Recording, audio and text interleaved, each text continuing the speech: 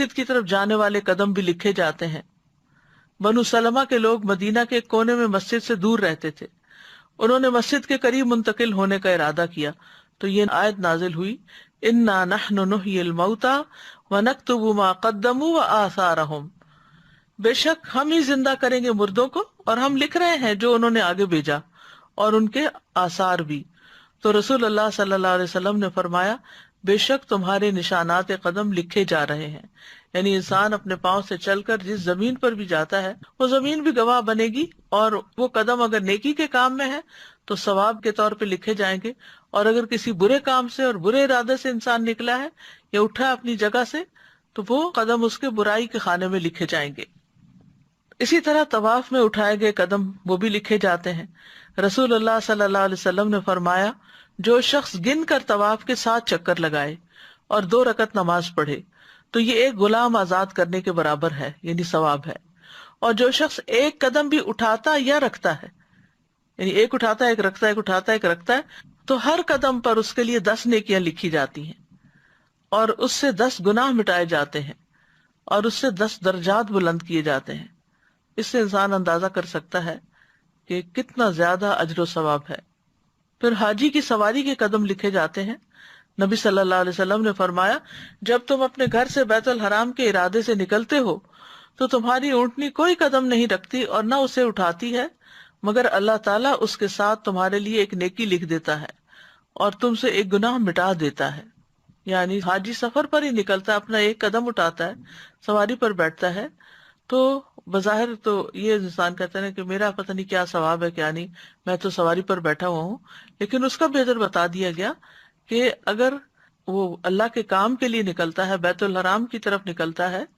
تو جو قدم سواری اٹھاتی ہے اس ہر قدم کے لیے نیکی لکھی جاتی ہے۔ پھر اسی طرح سلام کرنا اور سلام کا جواب دیا جانا، اس میں بھی انسان کے لیے نیکیاں لکھی جاتی ہیں۔ سہل بن حنیف کہتے ہیں کہ رسول اللہ صلی اللہ علیہ وسلم نے فرمایا،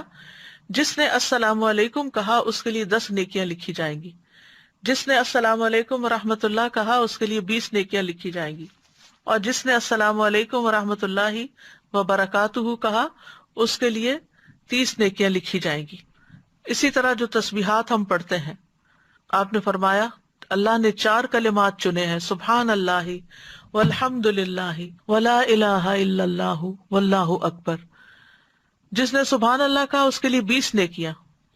اور 20 برائیاں مٹا دی جاتی ہیں، جس نے اللہ اکبر کہا اس کے لیے بھی اسی طرح، اور جس نے لا الہ الا اللہ کہا اس کے لیے بھی اسی طرح، الحمدللہ کہا اس کے لیے بھی، یعنی 4 کلمات پہ ہر کلمہ کہنے پر یہ نیکیاں لکھی جاتی ہیں اور ساتھ برائیاں بھی مٹائی جاتی ہیں۔ اسی طرح گھر والوں پہ خرچ کرنے اور مریض کی عیادت کرنے کا ثواب بھی لکھا جاتا ہے۔ رسول اللہ صلی اللہ علیہ وسلم نے فرمایا، جو شخص اللہ کی راہ میں اپنی زائد چیز خرچ کر دے تو اس کا ثواب 700 گنا تک ہوگا۔ تو اگر ضرورت کی چیز خرچ کرے تو کتنا زیادہ ثواب ہوگا۔ اور جو اپنی ذات پر اور اپنے اہل خانہ پر خرچ کرے یا کسی بیمار کی عیادت کرے یا کسی تکلیف دہ چیز کو راستے سے ہٹا دے تو ہر نیکی کا بدلہ اس کے مثل 10 نیکیاں ہوں گی۔ اسی طرح جانور کی خوراک کے دانے کے بدلے نیکی لکھی جاتی، یعنی اگر آپ میں سے پرندے ہیں وہ ہو گئے یا ویسے آپ نے کوئی جانور پالے ہوئے ہیں تو جو بھی چارہ ان کو کھلاتے ہیں ہر دانے کے بدلے نیکی لکھی جاتی ہے۔ روح بن زمبا کہتے ہیں کہ ایک مرتبہ وہ تمیم داری کے ہاں ملاقات کے لیے گئے، وہاں پہنچ کر دیکھا کہ وہ خود اپنے گھوڑے کے لیے جو کے دانے صاف کر رہے ہیں، حالانکہ ان کے اہل خانہ بھی وہیں تھے۔ روح ان سے کہنے لگے، کیا ان میں سے کوئی یہ کام نہیں کر سکتا، انہیں گھر والے نہیں کر سکتے؟ تمیم نے فرمایا، کیوں نہیں، لیکن بات یہ ہے کہ میں نے رسول اللہ صلی اللہ علیہ وسلم کو فرماتے ہوئے سنا کہ جو مسلمان اپنے گھوڑے کے لیے جو کے دانے صاف کرے پھر اسے وہ کھلا دے تو اس کے لیے ہر دانے کے بدلے میں ایک نیکی لکھی جائے گی۔ پھر اسی طرح اللہ کے راستے میں رکھے گئے جانور کے آثار لکھے جانا۔ پہلے زمانے میں تو ظاہر ہے کہ جانوروں کے اوپر سواری کی جاتی تھی، آج کے دور میں گاڑیاں ہیں، تو اسی اعتبار سے جو شخص نیکی کے کاموں کے لیے اپنی سواری رکھتا ہے تو اس کے لیے اسی طرح اجر ہے۔ پھر اسی طرح لوگوں کو معاف کرنا لکھا جاتا ہے۔ رسول اللہ صلی اللہ علیہ وسلم نے فرمایا، تم سے پہلے آدمیوں میں سے ایک آدمی کا حساب لیا گیا تو اس کے پاس کوئی نیکی نہیں تھی مگر یہ کہ وہ لوگوں سے لین دین کیا کرتا تھا، وہ مالدار آدمی تھا، اپنے غلاموں کو حکم دیتا کہ وہ تنگ دست سے درگزر کریں، یعنی جو حالات تنگ ہے، نہیں دے سکتا قرضہ، واپس نہ دے، یا کوئی چیز خریدنا چاہتا ہے اور پیسے نہیں ہے اس کے پاس،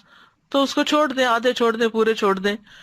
اور اللہ تبارک و تعالیٰ نے فرمایا ہم اس بات کے زیادہ حقدار ہیں کہ تم بھی اس سے درگزر کرو، یعنی فرشتوں سے کہا کہ تم بھی اس سے درگزر کرو۔ پھر اسی طرح لوگوں کی تکلیف پریشانی دور کرنا یہ بھی لکھا جاتا ہے۔ رسول اللہ صلی اللہ علیہ وسلم نے فرمایا جو شخص کسی مسلمان کی کسی پریشانی کو دور کرتا ہے اللہ تعالیٰ قیامت کے دن اس کی پریشانی کو دور کرے گا، اور جو کسی مسلمان کی پردہ پوشی کرتا ہے اللہ تعالیٰ قیامت کے دن اس کی پردہ پوشی فرمائے گا، یعنی اس کے عیب ظاہر نہیں کرے گا۔ اس لیے بہت ضروری ہے کہ انسان دوسروں کی غیبت نہ کرے، دوسروں کی عیب جوئی نہ کرے، دوسروں کی برائیاں کسی اور کے سامنے ظاہر نہ کرے۔ پھر راستے سے تکلیف دہ چیز ہٹانا،